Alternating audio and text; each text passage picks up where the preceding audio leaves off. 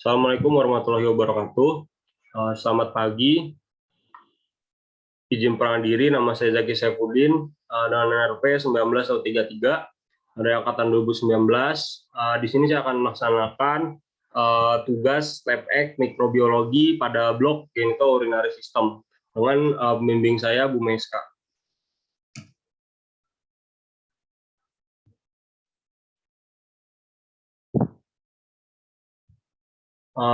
Jadi tugas lab X yang diberikan pada kelompok B21 itu yang pertama gambaran mikroskopik dari Escherichia coli, Proteus, dan yang ketiga itu Staphylococcus aureus.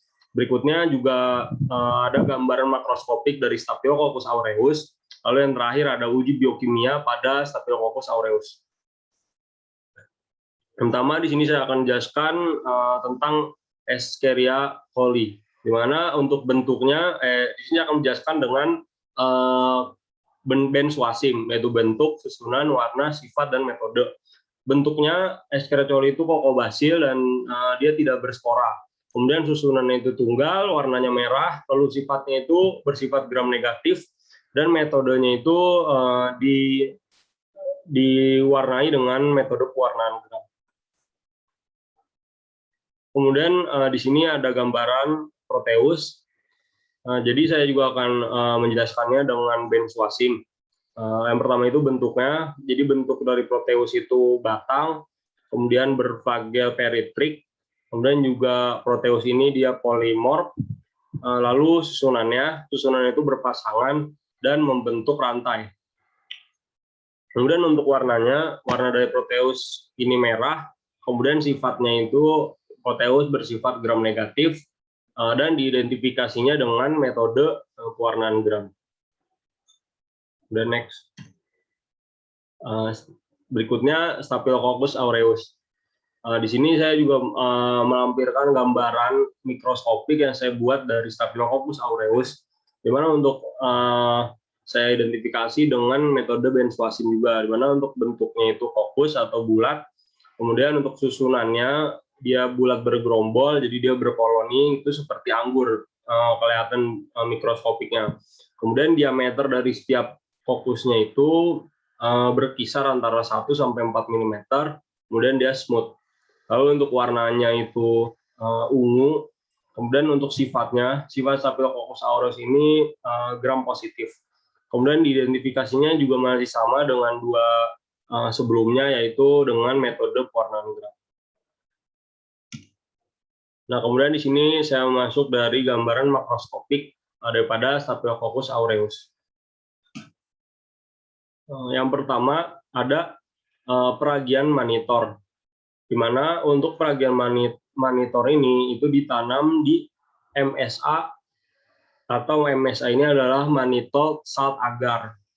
Nah, uji mannitol salt agar ini perlu diketahui merupakan uji yang dilakukan untuk mengetahui kemampuan fermentasi mannitol yang ada pada Staphylococcus. Nah, apabila hasilnya itu positif, itu nanti akan adanya perubahan warna pada medium dari warna merah menjadi kuning, karena adanya asam fenol atau fenol acid. Nah, kemudian hasilnya itu akan negatif bila mana tidak ada perubahan warna. Nah, di sini pada Staphylococcus ini yang ditanam di MSA atau mannitol salt agar, maaf di sini saya salah ketik yang mannitolnya. Di mannitol salt agarnya, kalau yang Staphylococcus aureus itu dia warnanya kuning. Nah, kemudian apabila Staphylococcus epidermidis itu dia tetap merah. Nah, sedangkan Staphylococcus saprophyticus itu dapat memfermentasi mannitol sehingga menghasilkan lingkaran kuning di sekitar koloninya. Nah, namun di sini yang saya garis bawahi adalah Staphylococcus aureus, karena yang saya dapatkan itu adalah Staphylococcus aureus. Jadi untuk Staphylococcus aureus di sini yang berwarna kuning, yang sebelah kiri. Nah, kemudian saya lanjutkan yaitu daripada sifat hemolitiknya, di mana untuk Staphylococcus dia berbeda, Staphylococcus aureus dia berbeda dengan Staphylococcus epidermidis dan Staphylococcus saprophyticus. Kemudian untuk Staphylococcus aureus itu dia beta hemolisis, sedangkan yang lainnya itu non hemolisis.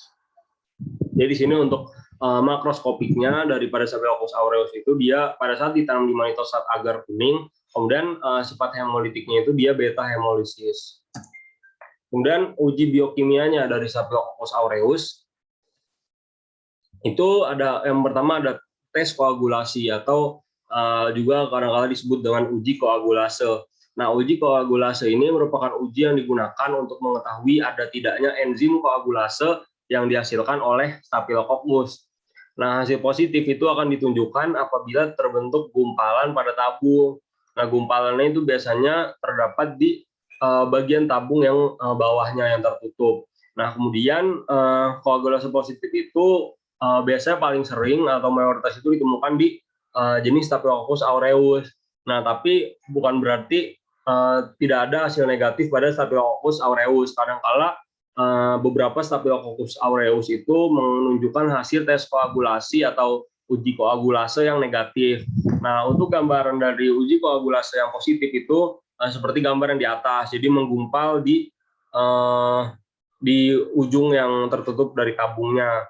Nah, untuk yang bawah ini adalah gambaran daripada tes koagulasi yang negatif.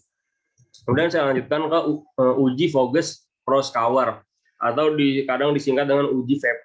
Di mana untuk uji VP ini merupakan uji yang digunakan untuk mengetahui pembentukan daripada asetil-metilkarbinon atau asetoin sebagai hasil fermentasi glukosa pada Staphylococcus. Nah, untuk gambarannya itu yang positif itu yang berbeda warna daripada tabungnya.